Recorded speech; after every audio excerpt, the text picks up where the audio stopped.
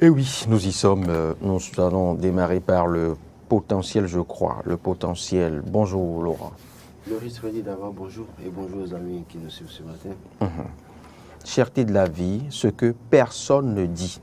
Laurent, cherté de la vie, ce que personne ne dit. C'est une hypothèse qu'avance le potentiel, mais qui n'est pas une hypothèse des plus anodines, bien évidemment. Bien évidemment, quand vous parcourez, vous avez la chance de parcourir le Bénin du nord au sud, de l'est à l'ouest, vous allez comprendre que le Bénin dispose de plusieurs superficies de terres arables sur lesquelles on peut produire. Mais le véritable problème, c'est qu'il y a beaucoup de terres qui sont bien évidemment aussi abandonnées. Je prends à partir de l'exemple de nos frères du Zou, qui sont majoritairement émigrés à Cotonou, alors que dans leur localité, la terre peut produire encore. Mais le problème à ce niveau, on va revenir tout à l'heure, je reviendrai dessus. Quand vous regardez la zone du Bénin méridional, bien évidemment, et quand on parle de la vallée de l'Ouémé, qui serait la seconde vallée la plus riche d'Afrique, bien évidemment, qui peut nourrir l'Afrique, vous allez vous rendre compte que dans toute la zone pratiquement, peu de personnes sont à la terre, font de l'agriculture. Vous allez du côté de l'ouest vers le Togo, bien évidemment, assez de superficie non cultivée également à ce niveau. Inexploitée. Et quand on finit de dire qu'il y a des gens qui sont dans ces régions, qui viennent de ces régions, qui ont laissé abandonner les terres pour venir conduire les émigrants à Cotonou, les émigrants ou bien agents d'entretien à Cotonou ou gardiens à Cotonou, quand on finit de dire ça, il faut aussi évoquer le cas de ces responsables, de ces autorités, ces gouvernants, qui sont propriétaires de plusieurs superficies, des hectares. Il y en a qui peuvent avoir jusqu'à 50 hectares, 100 hectares inexploités. Ça, c'est le second facteur. Le troisième facteur, c'est ceux-là qui, malheureusement, c'est comme s'ils se sont trompés de vocation, sont allés en agronomie, faire l'agronomie, finissent agronomes, mais veulent aller travailler dans les institutions internationales, dans les bureaux. Ils ne veulent pas aller expérimenter ce qu'ils ont appris au niveau de nos champs, dans les champs. C'est-à-dire que leur problème, ils ont le diplôme, leur problème c'est de devenir, en tout cas, experts quelque part, aller travailler dans un bureau. Et vous allez les voir dans les ONG, porter cravate, costume tout le temps, parce qu'ils ne veulent pas aller à la terre. Alors qu'en réalité, l'agronomie, même l'essence, même c'est d'aller faire l'expérimentation et de montrer l'exemple, d'être l'exemple pour les autres. Il y a ces facteurs. Mais quand on commence par les premiers, qui sont ceux-là qui ont abandonné les terres, qui ont quitté leur localité, vous les regardez aujourd'hui, ils sont nombreux à continuer ces émigrants, je l'ai dit. Pourquoi? Parce qu'à un moment donné, il faut un accompagnement de l'État. Il arrive un moment où la pluie se fait rare. Et quand la pluie se fait rare, c'est des terres, c'est des milieux où la terre est tellement dure, et le sol est tellement dur, il faut travailler la terre. Il faut peut-être des tracteurs pour le faire, parce qu'aujourd'hui, avec la roue, on ne peut plus continuer à emblaver beaucoup de superficie. Il faut un accompagnement des tracteurs, il faut un accompagnement, leur donner peut-être, leur faire des fourrages pour avoir l'eau pour cultiver. Si le Burkina, qui n'est pas autant arrosé en tout cas, fait des cultures de contre-saison et nous livre de la tomate au Bénin, ça veut dire qu'en réalité, nous, Bénin, nous pouvons faire produire de la tomate et en livrer suffisamment au Nigeria à côté et même au Togo. Donc, ça veut dire qu'il manque une politique d'accompagnement des producteurs à la base. Et je l'ai dit il y a quelques jours ici pour dire, par exemple, depuis qu'on a dit que la question de la farine de blé pose problème en Ukraine et en Russie depuis un moment, et que l'Inde a refusé d'envoyer désormais, en tout cas d'exporter désormais son blé, il faut que déjà à ce niveau, qu'est-ce que le gouvernement devrait faire? Première chose, aller répertorier tous ceux qui font du manioc. Leur donner un accompagnement. Les répertorier, suivre ce qu'ils font, les encourager à faire plus, de sorte à ce qu'on encourage des gens à faire la production du pain à partir de la farine de manioc. Et déjà, on va développer une certaine dépendance, une autonomie alimentaire de ce point de vue, bien évidemment. Et donc, les premiers dont je parle, s'ils n'ont pas d'accompagnement, à un moment donné, et puisque les plus se font rares dans leur localité, et alors qu'ils doivent manger, ils doivent faire souvenir de leur famille, c'est pourquoi vous allez les voir venir à Cotonou. Ils n'ont pas où dormir, vous allez les voir dormir à l'Étoile Rouge. La dernière fois, j'ai été du côté du Seuil Goudomé, dans la station, après la pluie. Il y avait au moins une dizaine d'émigrants à côté de la station, en face du sujet Goudomé là, sous la pluie, en train de dormir. Et celui qui m'a pris pour m'amener à la maison me disait clairement que oui, c'est que lui quitte Tori pour venir faire des émigrants et que il doit rentrer. Et alors qu'à Tori là, il y a encore du domaine là à exploiter, mais malheureusement, voilà la situation. Et donc, ce dont on parlait, c'est que ceux-là qui sont dirigeants, qui sont capables de céder peut-être ne serait-ce que leur terre à des jeunes ou à des gens dans leur localité pour l'exploiter. Même parce que même ils ont les moyens d'exploiter cette terre. Mais ils ne le font pas. Parce qu'ils veulent être propriétaires, ils veulent peut-être réserver ça pour les enfants, pour que les enfants soient héritiers. Mais au-delà de tout, cette terre-là, on peut les exploiter autrement. On peut mettre à disposition des coopératives pour que ces coopératives puissent faire des choses là-dessus. Ou bien eux-mêmes peuvent mettre de l'argent dedans. C'est vrai qu'il y en a parmi eux qui ont des fermes qu'ils exploitent, ils font les levages, c'est autre chose. Mais si on doit avoir du maïs suffisamment dans le pays et que vous avez 50 hectares qui sont là, la dernière fois, j'ai surpris une discussion où un ancien député voulait vendre 10 hectares à Zé, par exemple. Et quand les gens sont allés voir, ils ont compris que les 16 hectares n'étaient pas exploités depuis des années. C'est un gâchis pour notre économie. Il faut travailler à ce que ces gens-là puissent s'entendre. Peut-être l'État peut négocier avec eux et mettre cette terre à la disposition des jeunes qui veulent développer des projets en termes d'agroécologie ou un certain nombre de choses.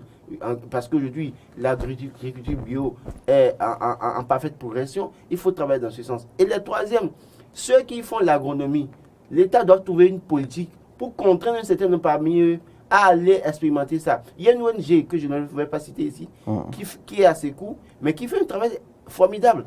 Les enfants qui sont orphelins, qui ont le niveau BPC, sont encadrés au siège de l'ONG pendant une durée donnée. À la fin, on leur donne du matériel avec un certain nombre d'accompagnements. Mais la contrepartie, c'est que vous devez disposer de terre. Ce qui fait que les jeunes là qui sont issus de milieux, de familles où il n'y a pas de terre, ne peuvent pas bénéficier, avoir cette chance-là. Donc, pour dire quoi, il faut travailler à ce que tous ceux-là qui vont en agronomie dans une certaine mesure, ils vont vous dire que s'ils sont allés en agronomie, qu'ils ont fait la production végétale, qu'ils ont fait la production animale, mais malheureusement, ils n'ont pas d'espace d'expérimentation, d'élevage pour montrer qu'ils ont fait la production animale. Ils n'ont pas d'espace pour montrer qu'ils font la production végétale. Donc, autant de choses, il faut que l'État trouve les moyens et en même temps, peut-être réquisitionner les terres. Il ne faut même peut-être pas avoir peur des mots. Ceux qui ont des domaines inexploités, il faut les réquisitionner pendant une durée, mettre à la disposition des jeunes qui cherchent de l'emploi. Il y en a qui ont des projets d'agriculture, mais qui malheureusement n'ont pas été disponibles. Des projets assez spéciaux, en tout cas, assez innovants, je veux dire. Donc, je crois que c'est à ce niveau que se pose le problème. Et il va falloir que... Vous savez qu'avec le temps, les terres prennent de la valeur. Peut-être que c'est nombreux politiques et richissimes qui se sont accaparés plusieurs hectares dans les tréfonds du Bénin, attendent que ces parties-là, que les terres prennent de la valeur avant de pouvoir les monnayer. La seule trouvaille pour le moment, c'est que quand vous parcourez ces parties du Bénin, vous constatez qu'ils y mettent de vastes panneaux. Vous verrez domaine réservé, domaine de temps, propriété de temps.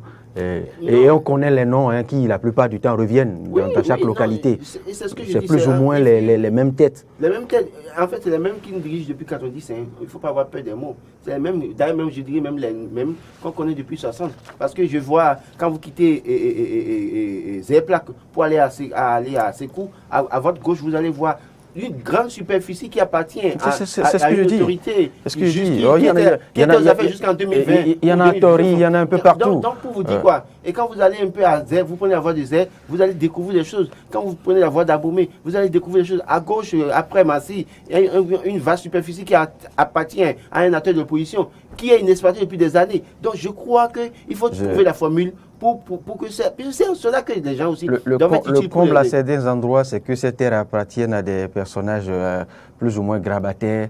Bon, on dira peut-être que c'est toute une garantie pour pour les héritiers, bien évidemment, ou pour les fils et petits-fils de ceux-là, pendant que de jeunes citoyens de ces mêmes localités attendent les terres. Il y a aussi un autre facteur où les gens aujourd'hui bradent les terres dans nos localités.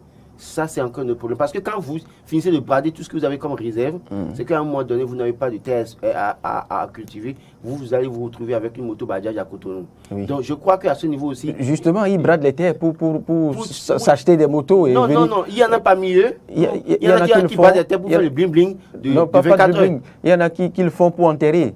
Vous le savez, il y en a qui le font pour faire la dot. On connaît nos réalités donc, dans chaque contrée. Je crois qu'à ce niveau aussi, ça pose un problème parce que les gens sont prêts à brader les terres.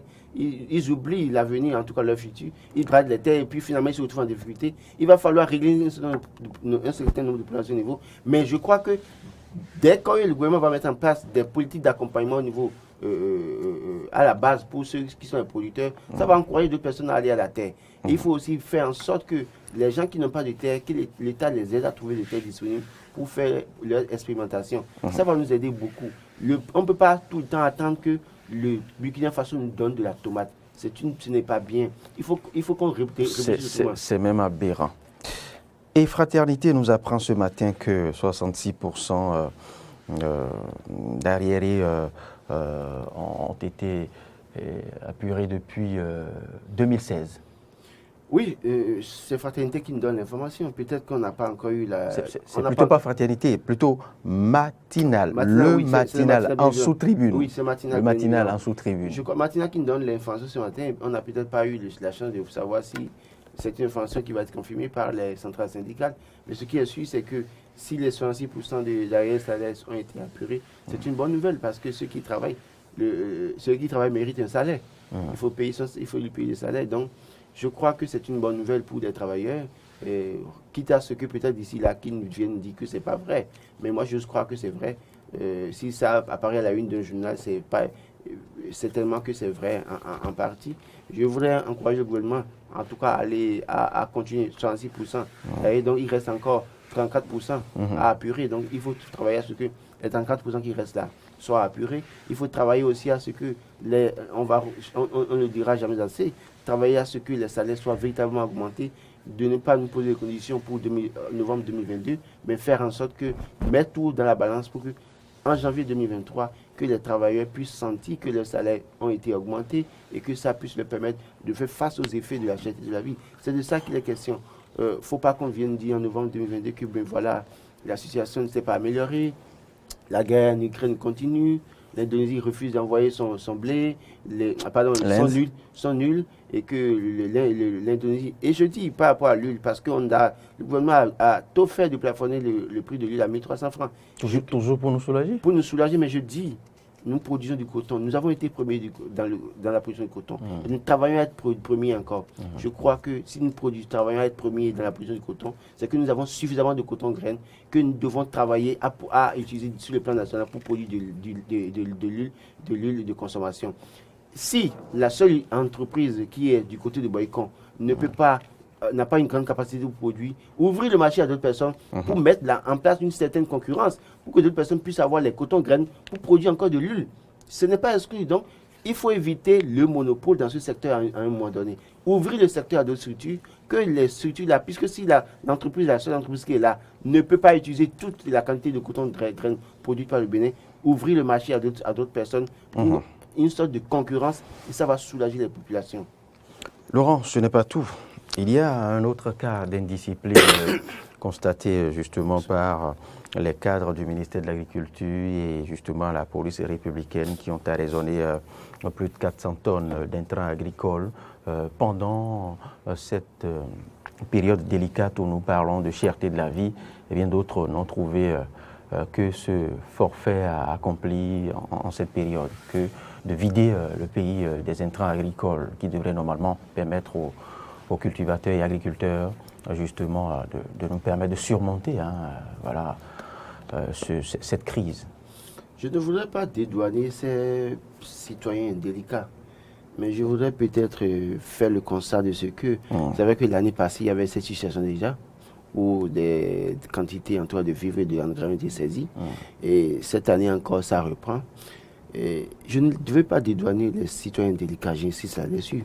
Mais ce que je veux dire, c'est que, vous savez, nous sommes dans un système où le marché de l'engrais aujourd'hui est contrôlé peut-être par un groupe. Un lobby. Et le lobby, c'est le seul lobby qui fournit l'engrais à toutes les personnes. Ça veut dire que quoi? Il n'y a pas une sorte de concurrence dans le secteur. Mais tout le monde sait que le sac de riz que vous achetez à 20 000 francs au Bénin, quand vous allez au Burkina Faso, ce n'est pas 20 000 francs. Cela suppose que quoi? Le sac d'engrais que vous achetez à 20 000 francs au Bénin n'est pas à 20 000 francs au Burkina Faso. Ça veut dire quoi? Ça veut dire qu'il y a une possibilité pour les gens d'aller revendre l'engrais qu'ils ont acheté ici au Burkina Faso pour gagner de l'argent. Et donc, dans une certaine mesure, on a beau fait de crier, de dire on ne doit pas sortir, mais les gens, parce que nous sommes dans un système capitaliste, je vous en prie, je le dirai toujours, nous sommes dans un système capitaliste. Jusqu'à preuve du contraire, le gouvernement ne nous a pas dit que nous ne sommes pas dans un système capitaliste et que nous ne sommes pas dans le libéralisme économique. On ne nous a pas dit le contraire. Cela suppose que quoi? Malgré les mesures, des gens tenteront toujours de sortir les produits parce que ça leur permet de gagner 25 francs ou 50 francs quelque part. Et ça n'a pas autre nom que de l'incivisme. Oui, c'est pourquoi il dit, je ne vais pas les dédouaner. C'est pour dire quoi? Dans une certaine mesure, quand ces situations arrivent, il faut faire en sorte que, dans une certaine mesure, soit on ouvre le marché à d'autres concurrents, comme je l'ai dit tout à l'heure pour l'autre secteur, l'huile de consommation, mais ou soit alors, on essaie de distribuer, de répertorier ceux-là qui veulent vendre de l'engrais hors du Bénin, à qui on donne un certain nombre de stocks à un prix réduit pour leur permettre de faire leurs affaires. Autrement, vous allez donner 10 tonnes d'engrais, ou bien, je dis n'importe quoi, 10 tonnes d'engrais à un producteur à Banikwara ou à Malanville, un exemple, c'est proche de la frontière, qui va vous dire qu'il vient blaver 200 hectares, mais il sait au fond que l'engrais qu'il a pris, ça lui permet, quand il va vendre ça du côté du Burkina Faso, du Niger, pardon, ça lui permet de gagner 1 million. Il va vous dire qu'il vient blaver une telle superficie, il va prendre ça et aller vendre ça là-bas parce que ça lui permet, sans pouvoir aller à la terre, sans lui faire le labour, sans travailler, il gagne mieux. Donc, je crois qu'il faut mettre en place un mécanisme pour intéresser aussi les gens là qui ont envie de vendre. Donc, si on doit avoir un seul lobby, un seul groupe qui vend l'engrais ou bien qui distribue l'engrais aux producteurs, on ne peut qu'assister à de telles situations. Je ne les dédouane pas. Ce n'est pas bien ce qu'ils font parce que ils mettent en péril la production nationale. Et c'est ce que je dis. C'est-à-dire que le producteur vient vous voir pour dire je vais faire 5 hectares d'engrais. Vous lui donnez l'engrais pour 5 hectares, mais il va emblaver 2 hectares et il va vendre l'engrais qui correspond à 3 hectares hors du Bénin pour gagner de l'argent sans pouvoir faire d'efforts. Parce que ça lui permet de gagner peut-être 1000 francs sur chaque sac et ça lui permet de gagner peut-être 1 million ou 2 millions ou 3 millions en une journée. Donc je crois que c'est là le véritable problème. Il va falloir que l'État, au lieu de continuer à crier pour dire on va arrêter, vous allez arrêter, d'accord, mais il y a toujours des gens, parce que sachant que nos frontières ne sont pas pour autant sécurisées, c'est tellement poreux à certains niveaux et les gens vont continuer à toujours faire de la fraude. Il faut les traquer, d'accord, mais il faut réfléchir à quoi faire pour que les gens ceux qui ont envie de revendre de l'engrais hors du Bénin, hors du Bénin, aller vers le Niger, le Burkina Faso, aient la possibilité de le faire pour gagner de l'argent. Et s'il faut leur fixer des taxes sur les quantités à les vendre hors du Bénin, il faut fixer des taxes, ça nous permet de gagner. Et chacun de nous va y trouver son compte. Et je crois que on dira oui, voilà, chacun a pu trouver pour son compte et on ne craint plus les sorties fraudeuses d'engrais.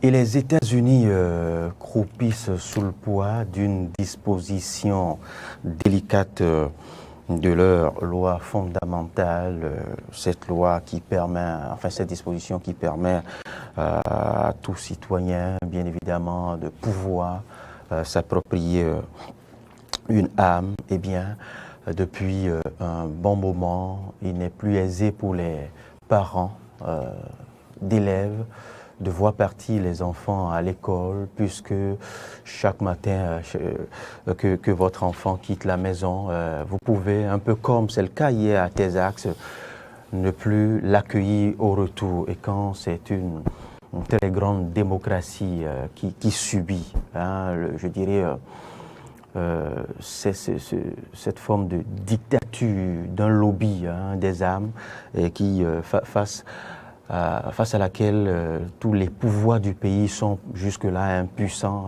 Roland Toninquès, il y a matière à réfléchir résolument, puisque 21 personnes ont perdu la vie hier sous la furie d'un jeune de 18 ans, voilà, qui a arraché la vie à des écoliers qui ne demandent qu'à étudier. Et leur maîtresse, justement. 2 adultes, et le bilan s'est alourdi ce matin. C'était 14 hier nuit, 21 personnes. Vous imaginez? J'ai vérifié, ça fait 21, 19 enfants. Pour des parents qui ont accompagné leur enfant à l'école. J'ai même lu que l'assaillant, en tout cas celui qui a été l'auteur de la fusillade, aurait tiré sur sa grand-mère. C'était le départ, le point de départ de son forfait. Pour dire que c'est assez triste une telle information. Et je crois que le port d'armes, permis de port d'armes aux États-Unis, qui est en vigueur aux États-Unis, et je crois que c'est une menace, c'est une grande démocratie. Vous avez bien dit, c'est devenu, à défaut de protéger chaque citoyen, c'est devenu une menace pour tous les citoyens. Parce qu'un enfant, un jeune, parce que pour moi, pour nous ici, un jeune de 18 ans, c'est encore un enfant. Un enfant qui a la possibilité de détenir une arme, ça pose un problème. Et qui va dans une école qui tue des âmes innocentes de cette manière, c'est assez triste. Et ça pose des problèmes, puisque beaucoup d'États aux États-Unis avaient voulu revoir cette loi-là pour empêcher que pour limiter le permis de port d'armes à une certaine catégorie, pour que tout le monde n'ait pas la possibilité d'avoir une arme sur lui. Mais malheureusement, ça ne marche pas. Parce que le fructueux marché des armes. Oui, le fructueux marché des armes, mais il y a aussi les conservateurs qui sont formels sur un certain nombre de choses. Et donc, comme vous l'avez dit, l'industrie est en marche aux États-Unis. Justement. N'oubliez pas que quand on parle de guerre en Afrique et ailleurs dans le monde, les premières qui nous vendent des armes, c'est les États-Unis, la France. Et c'est le cas aussi en Ukraine. Et c'est eux qui nous vendent. Voilà. Et donc, où c'est Biden qui s'emploie à débourser. Voilà des gens qui parlent de la paix tout le temps, mais qui sont les premiers à produire des armes et à vendre des armes à travers le monde. Et donc, ça se retourne contre eux parfois. Pour moi, c'est peut-être l'effet boomerang en réalité. Mais c'est triste tout simplement, Laurent. Parce que pour les paisibles citoyens, les parents d'élèves, regardez, en un mois, c'est plusieurs fusillades. À la veille des vacances, qui peut-être ont déjà fait de formidables projets pour leur bout de chou et en arrivent à subir de tels événements, je me dis, ça va marquer. J'ai vu une image où les parents étaient tout en larmes, insoutenables, et je me suis dit, mais quand vous imaginez, vous amenez votre enfant à l'école, et que vous guettez l'heure pour aller les chercher, on vous apprend pour vous dire que l'enfant a été fusillé, et donc c'est assez triste. Je crois que les États-Unis feraient mieux de revoir. Nous, on va le dire, mais vous savez, quand c'est tout un processus dans ces pays... Non, mais à chaque cas de fusillade, Laurent, ce sont les mêmes discours. Les mêmes discours, ça ne change jamais. Tout le monde s'apitoie sur le cas des victimes. Et ça a été encore le cas hier. Oui. Voilà, des présidents. C'est vrai que... Le gouverneur du Texas aussi qui a pris la parole pour dire qu'il n'arrive pas, qu'il n'a pas de mots. La vice-présidente également. Il y a jusque-là que qu'il faille interroger, s'il faille inviter ces cadres de ces lobbies pour les faire asseoir autour d'une table et repenser résolument comment en arriver peut-être à modifier cette disposition. Et cette modification, justement, vous le savez, passera par différentes étapes. Oui, et l'une des plus délicates, vous le savez, c'est le Sénat, qui jusque-là reste inflexible. Bien évidemment, très rigide vis-à-vis de cette question, justement. Il y a, c'est vrai, juste là, des sénateurs qui très favorables, mais lui seul n'arrive pas à peser dans la balance. Et il a beau faire hier de tenir des discours très, très poignants vis-à-vis de ses collègues qu'il a dénoncés littéralement, à qui il a demandé à quoi cela sert de battre campagne, de demander qu'on vous élise pour défendre résolument les intérêts de cette nation. Si jusque-là, vous n'arrivez pas à modifier un point essentiel des dispositions de la loi fondamentale du pays. Je crois que dans cette mesure, il faut aussi comprendre que la situation des États-Unis fait que parfois cette dissolution leur permet à chacun de se protéger. C'est-à-dire que peut-être qu'il faut aller voir les motivations. Je pense qu'il faut aller au-delà de la moi, protection. Je pense que dans les États-Unis disposent d'une armée tout de même. Non, mais attention. Comme toute autre nation. Attention, les États-Unis, c'est le pays où... Pourquoi ça n'est pas le cas? Le pays où un Kudam peut débarquer chez vous. Mais comme partout ailleurs, comme dans nombre de pays Oui, mais de l'Amérique latine que je ne sais pas. Le simple fait de savoir que vous avez la possibilité d'avoir une arme chez vous fait que la personne ne peut pas vous agresser comme il entend le faire d'une certaine manière aussi facilement. La preuve, vous allez voir, la plupart du temps quand il y a fusillade, ce n'est pas dans des résidences. C'est souvent dans des lieux publics, une école, un hôtel, un certain nombre de choses. Donc pour dire que quelque part, cette disposition protège un certain nombre de citoyens compte tenu des violences qui ont cours régulièrement dans ce pays depuis des années. Je ne le pense pas. Mais ce que je veux dire, c'est que les motivations pour moi, il faut peut-être chercher à comprendre. Malheureusement, celui qui a fusillé a été malheureusement fusillé aussi. Sinon, il faut chercher à comprendre les motivations. Il y a toujours une motivation derrière qui sous-tend de tels actes. Vous savez, Laurent, on ne peut jamais contrôler intégralement tous ces personnages en marge de la société, tous ces cas de personnages quelque peu déséquilibrés. On ne peut en aucun cas avoir la statistique exacte dans une société, dans une nation. Ça, c'est un fait. Mais maintenant, on dit que la présence, je ne sais pas, que le port d'armes suffit à dissuader. Ben non. Si tel était le cas... écoutez, quand vous regardez dans la discussion, la raison fondamentale est évoquée. Justement, c'est la raison fondamentale. Et donc, ce n'est pas moi qui l'invente. Donc, pour dire c'est la raison fondamentale, mais qui a prouvé ses limites maintenant? Le problème, c'est... Moi, je pense qu'il y a un problème. J'insiste là-dessus. Il doit y avoir des motivations qui amènent des gens. Ce n'est pas aux États-Unis seuls qu'on a vu ça. Hein. On a vu en France, dans un certain nombre de pays, des gens se lever, soit fusillés, ou bien aller rentrer dans une foule avec leur véhicule. Donc, il y a certainement des motivations, soit des frustrations, et des gens qui n'arrivent pas à gérer leurs frustrations et qui veulent déverser ça sur des innocents qui n'ont rien à voir avec leur situation. Et donc, je crois qu'au-delà de tout, il faut travailler aussi à comprendre les motivations et à éduquer les jeunes. Parce que la plupart du temps, vous allez voir des gens qui prennent des armes comme ça pour aller tuer. S'ils avaient peut-être l'écoute à un moment donné, s'ils avaient un certain nombre d'accompagnements à un moment donné, ce n'est pas évident qu'on en arrive là. Donc, c'est pourquoi il parle de motivation. Il faut chercher à comprendre quelles sont les motivations. Quelqu'un qui se lève de sa maison, qui tire sur sa grand-mère, et qui va dans une école, qui tire sur des enfants, comme ça. Et puisqu'on n'en est pas au premier cas, je pense quand même que cette nation peut commencer à réfléchir maintenant à comment protéger ses écoles, ses âmes innocentes. Évidemment.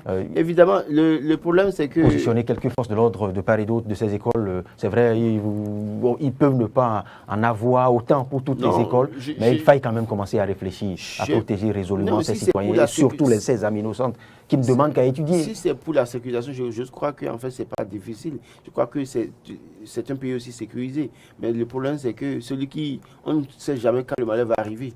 C'est ça aussi le véritable problème. Quelqu'un qui débarque dans une école... Et le comble, c'est quand on a autant d'ennuis dans son pays et qu'on s'emploie à jouer le gentleman ou le jombri à d'autres frontières.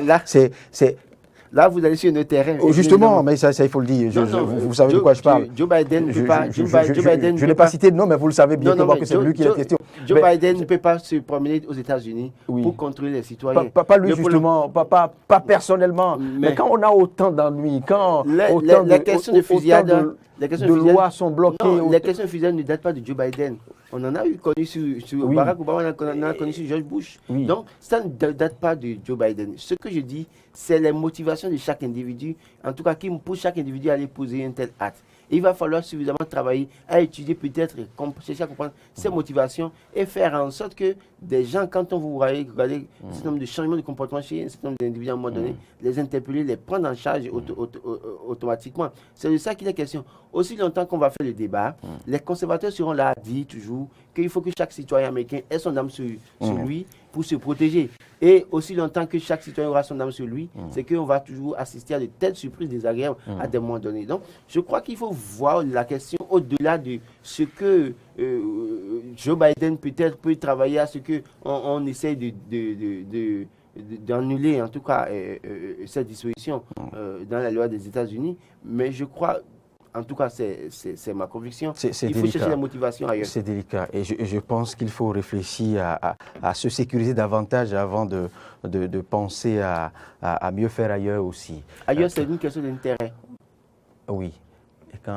Je pense qu'il faut jauger maintenant les intérêts. Y a-t-il mieux à faire ailleurs que chez soi? C'est la grosse question. Bonne journée, Laurent. Merci. Pareil à vous.